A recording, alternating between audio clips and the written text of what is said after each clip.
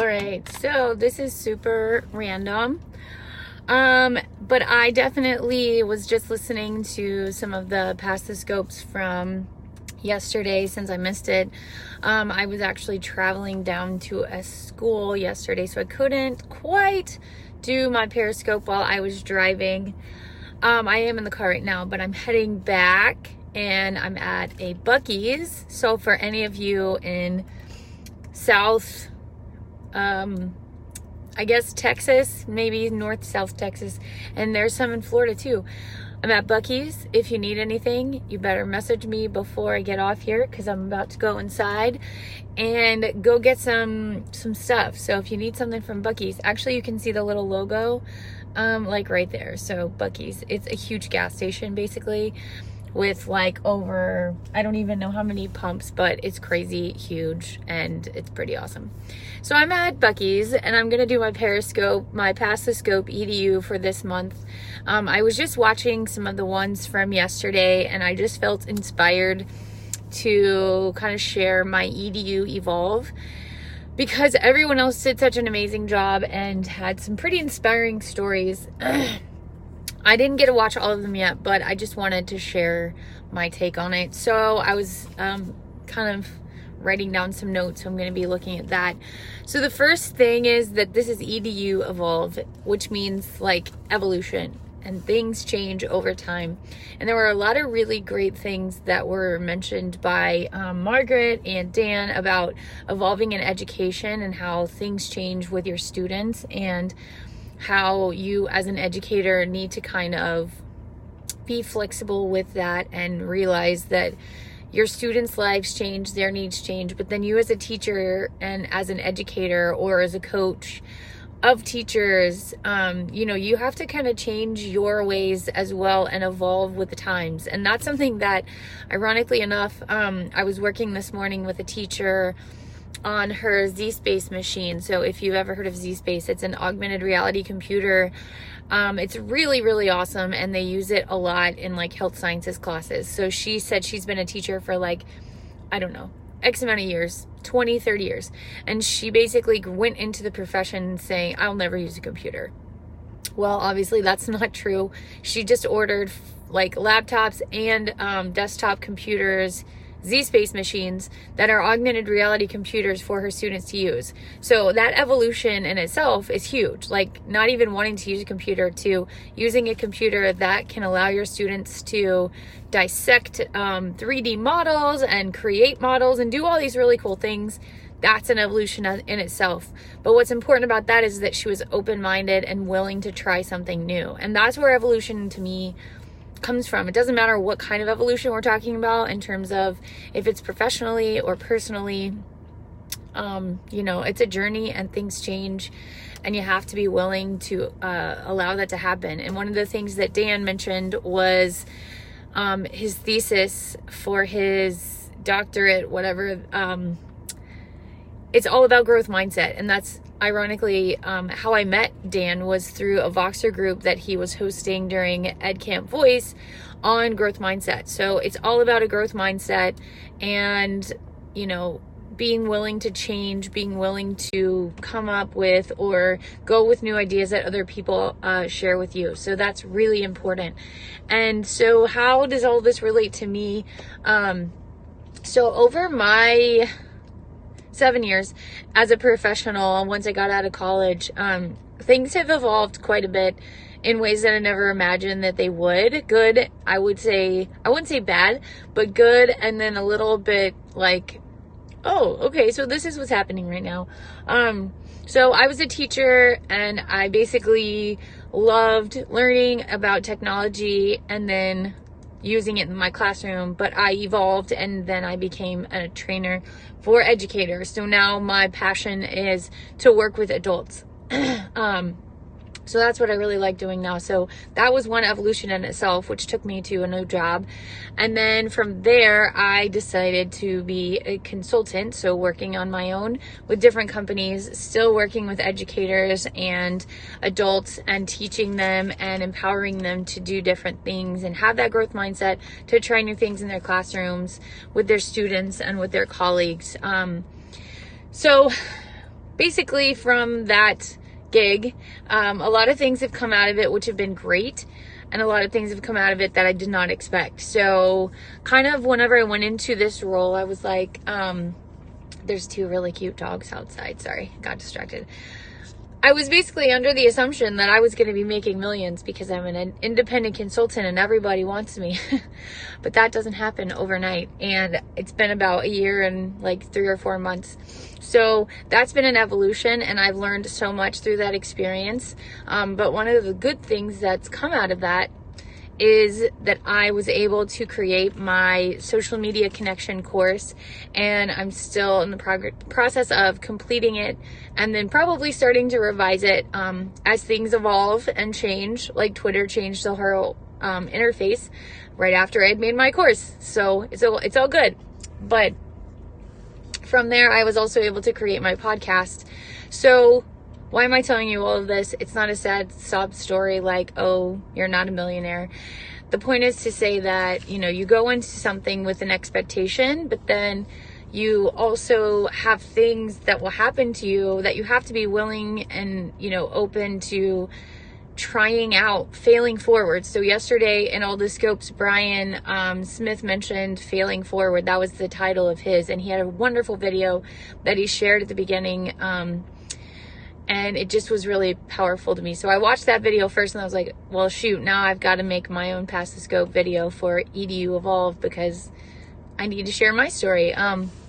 So I really appreciated Brian's openness about, things change. Like, you evolve into different people than you thought you would. And, we have ideas of what we will be, what our kids will be, what our students will be, what your marriage will be, but then those things don't always happen. But the cool thing is that you just kind of ride the wave a little bit, and you never know what could happen. Like, good things will come. Not what you expected necessarily, but good things will come. So some of the notes that I wrote, and these things are kind of very relevant to where I am right now in my journey.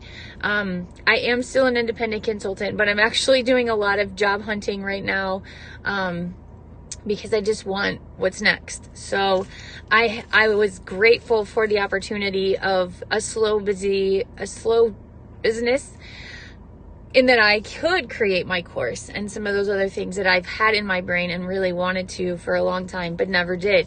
So it gave me the time. But now it's like I'm past that hump. So it's time to move on to, what's next. So, but there are times where we have to just stop and listen. And that's what I think is really, really important, is that, we're all movers and shakers, and we want to do this and we want to do that. And I love my PLN, and I love all the people in the Pass the Scope group. And some of the other groups I'm a part of, Ed Change Global, Connected Educator Appreciation Day. I love all of those people, but it gets really hard because, as people have mentioned yesterday, like, imposter syndrome and comparison to others can really just make you want to stop what you're doing because you think that you're not doing what you're supposed to be doing.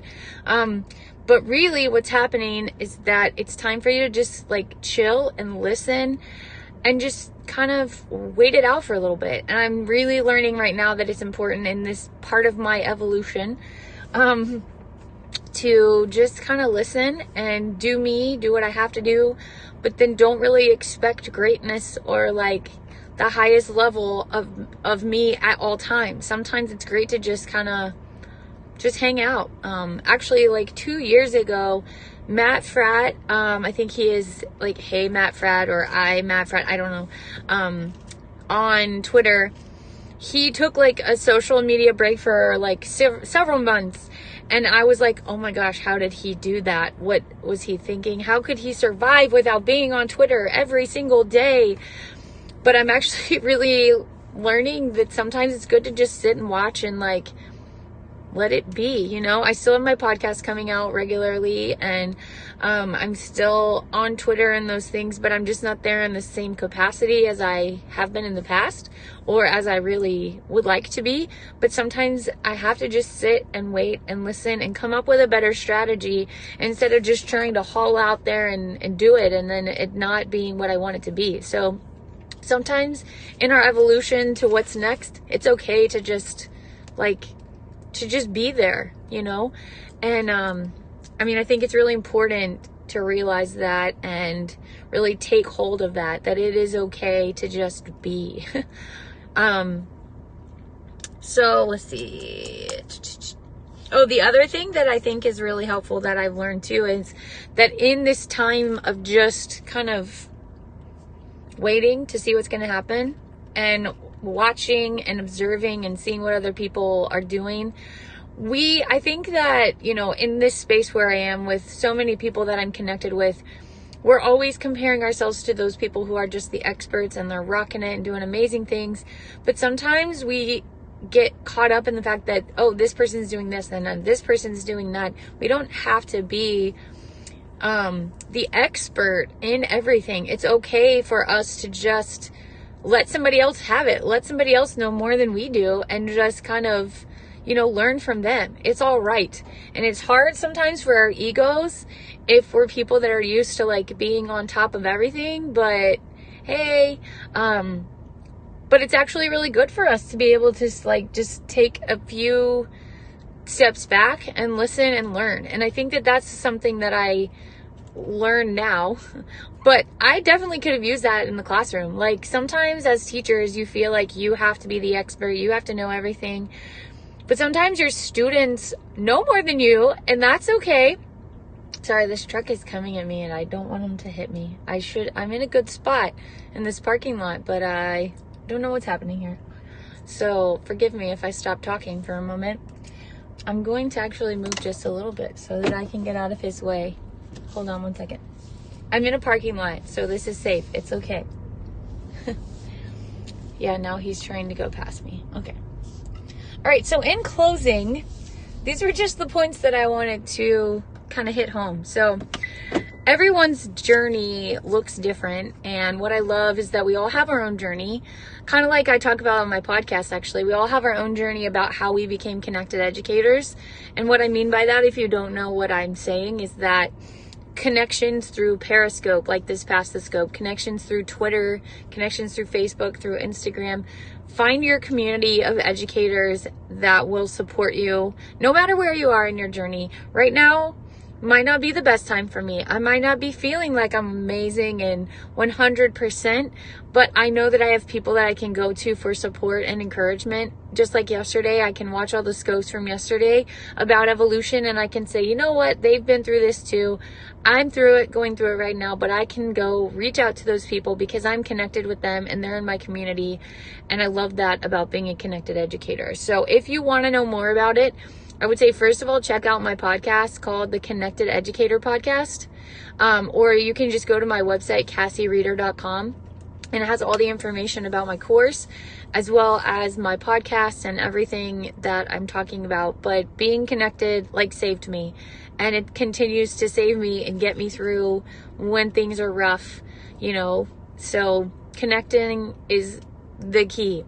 But everybody has their own journey and their own story, and it doesn't always take the same path that you expect it to. It could completely veer off to one side, not at all what you thought was going to happen, but that's life and that happens. And in those moments of where you're like not sure what's happening, sometimes it's okay to stop like stressing out about things and worrying about it all the time and just kind of be in your space where you are and just wait for something to happen. You know, obviously you have to be like ambitious and go out and search and things like that. But to an extent, it's good to just listen, wait, watch, and just be there and listen and see what happens, you know? And then also knowing that you don't always have to be the expert in your journey as you evolve. Sometimes we are way up here and then we start a new job, or we move to a new place, or we do something different in our lives, and then we get knocked down to here. Kind of like going from middle school to high school. Like middle school, you're at the top of the 8th grade and you know everything and you're just so cool. And then you go to high school and you're like the little freshman again. You just restart. So it's like that evolution, that circle that happens. And that happens as we continue to grow and get older and, you know, do other things in our lives. So it's all right to start over. That's okay. Sometimes starting over is a good thing.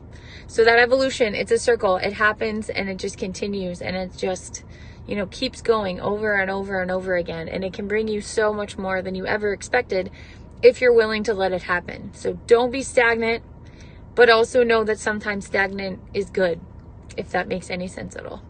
Well, there's my Pass the Scope. It was pretty long, I think, but thank you guys for watching. Please listen into my podcast, the Connected Educator Podcast. And if any of you want to learn more about it, go to CassieReeder.com. And I would love to have you share your story with me too. So check it out. Let me know. DM me on Twitter. I am at Cassie Reeder EDU on all social media. I'd love to connect, talk about your evolution. So yeah, I'm going to get back on the road now so I can get home. But I hope you guys have a wonderful day. Please go back and look at the hashtag PassTheScopeEDU videos from yesterday. And if you are interested in being on Pass the Scope or learning more about it, if you go to PassTheScopeEDU.com, it's got all the information. So thanks guys. Have an awesome Friday. And I will see you next month, if not before, on Periscope or Twitter or Facebook or Instagram. All right. Adios.